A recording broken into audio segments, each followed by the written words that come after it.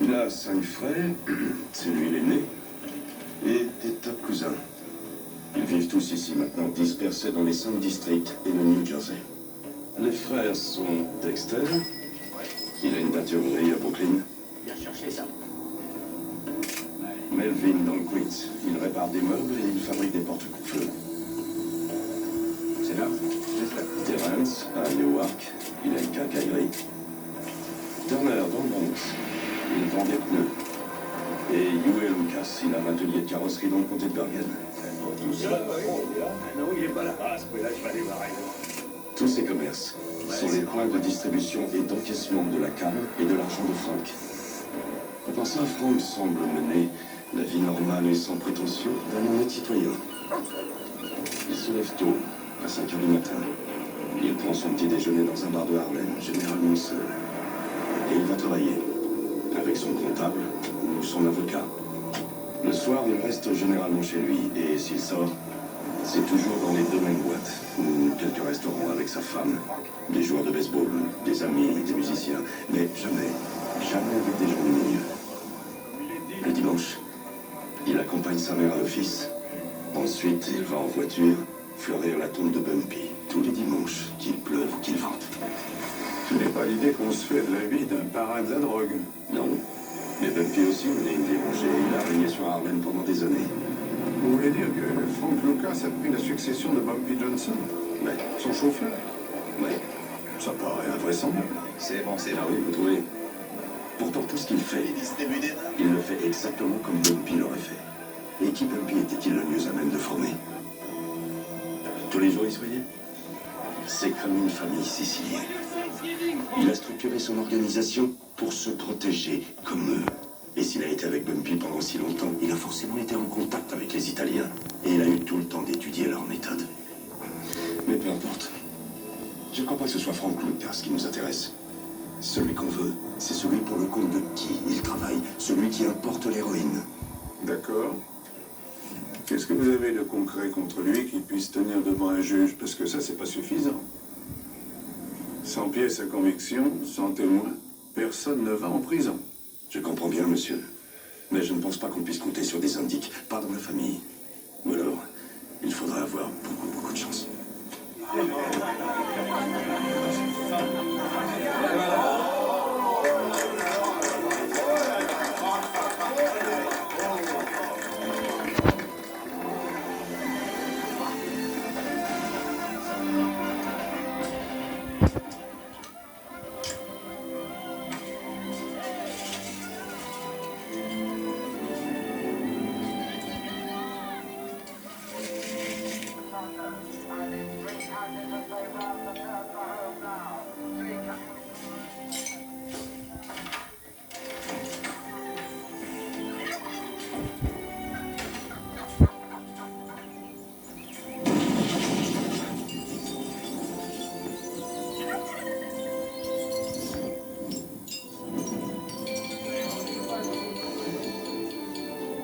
Allez, nous allons nous donner la main.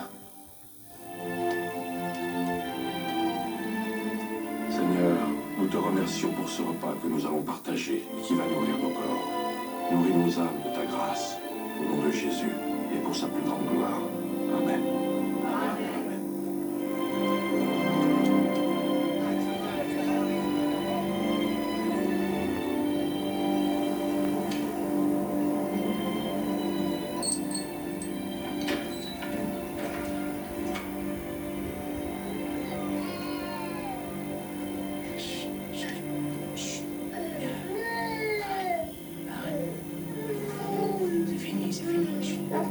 Vas-y, lance! Attention, t'as intérêt de près, je te le dis. Allez, tais-toi, lance! Allez, plus haut! T'es prêt, t'es sûr? D'accord. Ça, vas-y, vas-y! Ton père dit que t'es un bâtard, je sais pas d'où il sort ça. Tu vas Allez, voir. de la poussière, oncle Melvin. Tu vas Attention voir. à ce que tu Tu vas dis. voir. Allez, lance! Je suis un lanceur, pas un receveur. Vas-y! Tim, viens là. Assieds-toi. Oncle Frank? Qu'est-ce qu'il y a? Alors, ça va? Super. Tu vois l'affaire? Tu sais bien que non. Oui, je sais. Pourquoi est-ce que t'es pas venu au rendez-vous? Il y avait l'entraîneur des Yankees, Billy Martin. Pourquoi t'étais pas là? Ne me mens pas. Le baseball, ça m'intéresse plus. C'est décidé. Quoi? De quoi tu me parles? Qu'est-ce qui est décidé? Et j'arrête, c'est tout, ça Qu'est-ce m'intéresse que tu plus. racontes? Tu te prépares à ça depuis que t'es tout petit. T'as l'occasion de devenir pro. Pourquoi tu veux? Franck, il y a un problème. Qu'est-ce que tu veux? Je veux être comme toi, oncle Franck. Je veux être toi.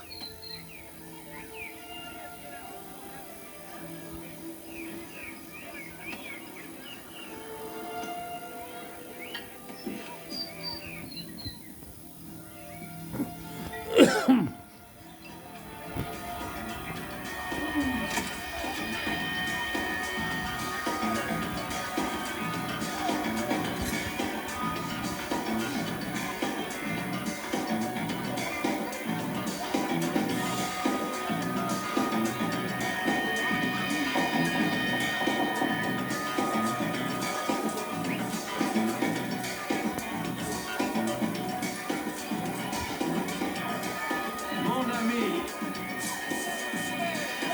Ça, ouais, Nick. Tout va bien. Ça va bien, Nick.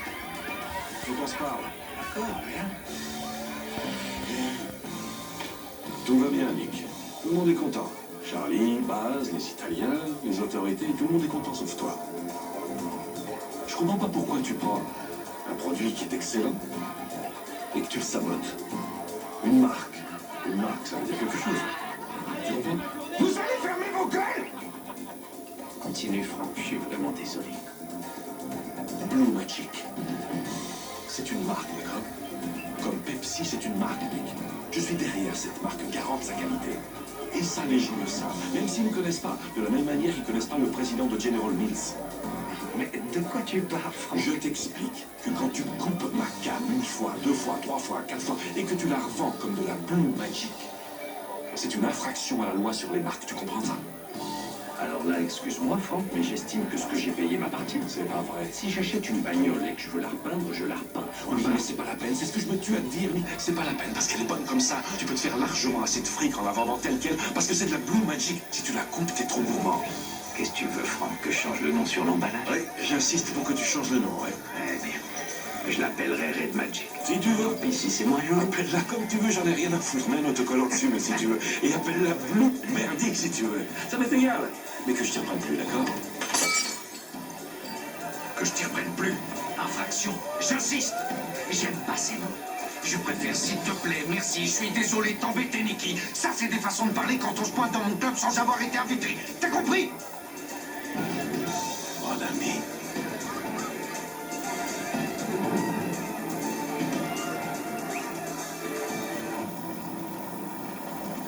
Oh merde. Regarde derrière, c'est pas les flics?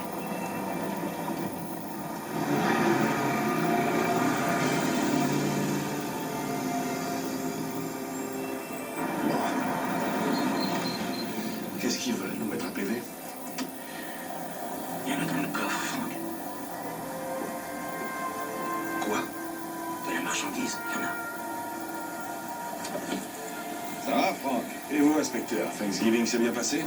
À vrai dire, c'était pas terrible. Garez-vous et descendez.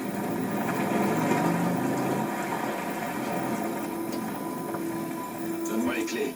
Et votre jolie voiture? Il n'y a plus de jolie voiture. Ah bon? Reste là. À vos ordres, je bouge pas. Il n'y a pas quelque chose d'intéressant là-dedans? Eh, c'est trop beau. Et lui? Ouais. Je l'ai. Oh, oh, oh! Viens par là, Franck. Oui? Comment on fait maintenant? C'est très simple. On ferme le sac, on le remet dans le coffre, chacun rentre chez soi, manger une part de tarte et boire une bonne gorgée de cidre. Attends, j'ai une meilleure idée. Sauf si vous aimez mieux qu'on vous foute à la flotte, toi et ton petit frère. Et si c'était votre maison qui sautait la prochaine fois?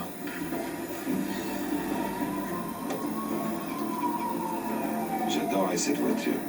Je sais. Qu'est-ce qu'ils font? Brut.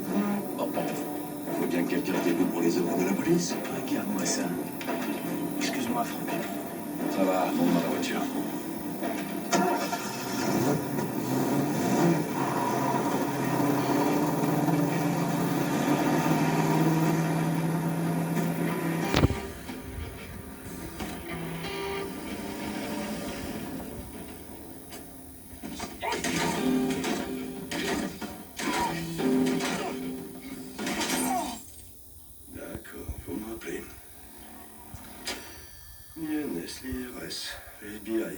absolument rien à en tirer. Parce qu'ils sont tous persuadés que vous touchez de l'argent. Et vous en pensez autant d'eux. Je crois qu'ils veulent pas que ça s'arrête. Ça donne du boulot à plein de monde. Juges, avocats, hommes politiques, policiers, personnel pénitentiaire. Quand il n'y aura plus de trafic de drogue dans ce pays, 100 000 personnes n'auront plus de boulot.